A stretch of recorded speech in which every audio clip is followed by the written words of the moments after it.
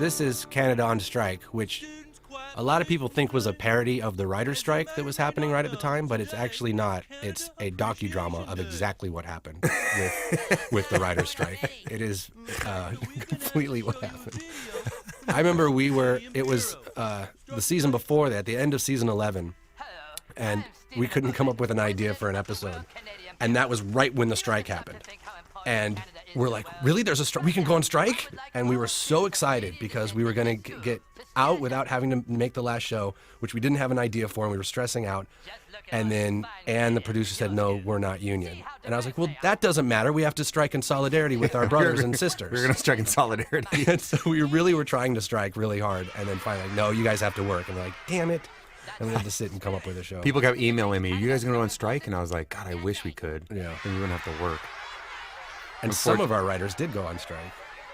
One of our writers tried. She kind of did. She voted for the strike. What they did is they got all the writers and they went down to the convention center when they voted for the strike. Remember? And they got basically it was like this, hey, everyone, get together, we're going to vote for the strike. So like 20,000 or 10,000 writers went down to the convention center. Everyone, most of them drunk because they got out to dinner before. They're going to go out to dinner after. Right. And they got them all riled up and they all voted, like 90% of them voted for the strike. And honestly, because we, obviously unscientifically, but every single writer I talked to within 3 weeks was like, I wish I hadn't voted for the strike. They were all so instantly bummed.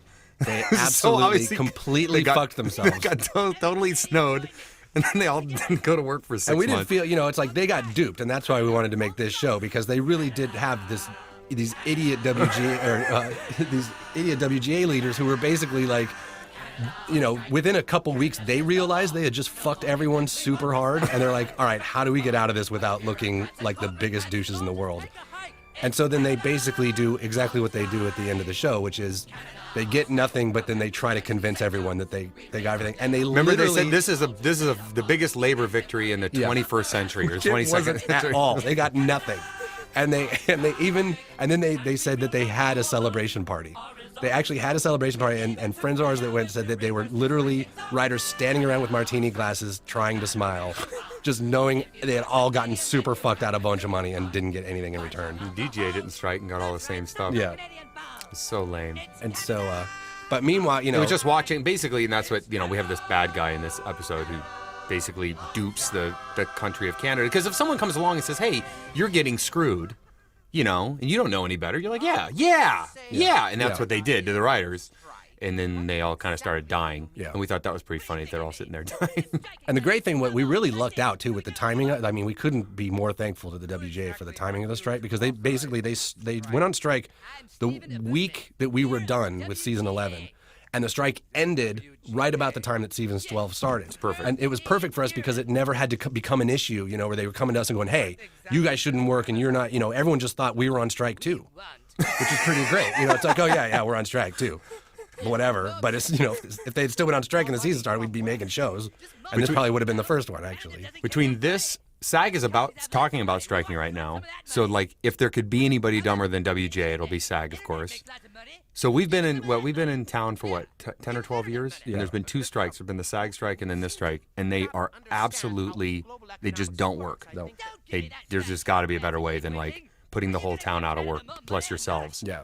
But the great stories to come... Yeah, the singles lines coming out of the there's so many great stories that came out. There was Singles Day at the strike, and there's the writers all made certain days of hey, it's Bring a Dog Day to the strike line. They're trying to do all this stuff to get people to the picket line. And we heard too that it's people are there with their they're there with their cell phones and their mochachinos, Starbucks cups, like that, and they're on Singles Day. It's like, you guys, what are you doing? Come on. Yeah, it just looked pathetic. Yeah, and it didn't work, and it didn't do anything, and it was just kind of sad. It was really sad, and it's it was just that kind of thing of no one wanted to say that they completely got fucked over. And still to this day, of course, all the WGA people will say, oh, were you kidding? We got this, that, and the other. We did a great thing. That strike was amazing. The DGA proved that they didn't have to go on strike. Right, exactly. So now we're going to have a bunch of writers hate us, and I don't care because I'll argue with all of them. Yeah, fuck all y'all. Yeah. All right. Was that enough? Did we get enough there? I'm trying to make them long enough. All right, next one. Phillips Show. Today's episode, I Fought Huckabees. So this show was a few ideas put together. On the writers' retreat. The writers' retreat happened, I think, right after the Super Bowl, or right after the Super Bowl. right after the Super Bowl. And so, we were just talking a lot about. Oh no, the Super Bowl hadn't happened. That's right. No, because remember the Super Bowl hadn't happened. That's right. It was before the Super Bowl because the Patriots were on their way to being 16-0, basically. Right, and that's when everyone thought the Patriots are going to win. We're like, okay, they're going to win it all, so we've got to do something to kind of answer that because take down Bill Belichick. We're both. I mean, I'm a huge football fan, massive football fan, and like we really felt like that whole thing that happened with the video cameras and whatever, that it really got swept under the rug. And no matter what anyone else says, we heard everything. Everyone's like, oh, well, everybody does it. No, it wasn't as big a deal as they made it out to be. It's like, okay, but we always grew up learning that if you cheat, there's consequences that matter. There's consequences that matter, and that if you cheat, you're a cheater. And but the NFL obviously really didn't want that image, and so they really tried to make it go away. You could tell the NFL closed ranks really quickly, and even what was kind of disturbing was the commentators on television. It was almost like that. It was almost like a weird like the way some news stuff. It was like anybody who said, "Hey, you know what? I really think that's wrong. They should lose the game," or some like massive kind of thing should happen. They were just shouted down on by these commentators, almost like the whole industry of football realized that the image of cheating in the NFL would hurt all their jobs. Which but it ended up having for me the opposite effect. They should have kind of owned up to it and taken care of it, and then they would have been, appeared to be a lot better. Yeah. But anyway, it was just like, the problem now with the Patriots is forever. That era, they're cheaters, and Bill Belichick's a cheater, and they're all cheaters. And obviously, they didn't get there just by cheating and all those other besides, but that's what happens when you don't, lose that one game. You know what I mean? They lose that one game, you reverse that one game, but they can't do because of Vegas and betting. Yeah. Then all of a sudden, the whole thing makes sense. So anyway, we thought it was very important for us to take down Bill Belichick. Well, and we thought at the writers. I remember at the writers retreat, we're like, well, this is only going to work if the Patriots win. Right. Because if they win, then we came up with this whole idea of doing stand and deliver, and we were going to actually. And of course, Hartman really looking up to Bill Belichick. Right. But originally, remember, it was going to be a real this Hispanic guy that shows up to teach the kids. That was going to be a real parody of stand and deliver and how cheaters do win. And that look at the Patriots, they cheated and they won the Super Bowl. Nobody cares as long as you win. No one cares if you cheat. And so. But then, of course, Patriots lost the Super Bowl. Then, of course, God intervened. Yeah, God made sure the Patriots fucking holy hand of God touched that game. And then, so for a while, we're like, oh, it's too bad we can't do that idea now. But then we're like, well, no, because now we can just do the message that they gave up on cheating too soon. If you're going to cheat, you got to cheat to the top. And that Belichick screwed his team because when it mattered most at the Super Bowl, he didn't cheat. Yeah. And so then we're like, okay, now this can be an idea that'll work well. And then, of course.